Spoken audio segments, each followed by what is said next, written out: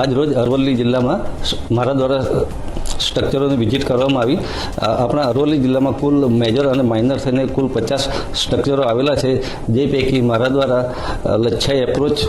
road પર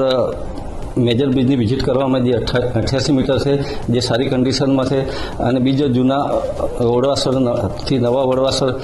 રસ્તા પર બ્રિજની વિઝિટ કરવામાં જે 176 મીટર છે, જેની કન્ડિશન પણ ખૂબ સારી છે, અને ત્રીજો ઇટાડી પાડિયા ખડોદ રોડ પર વિઝિટ કરવામાં આવી,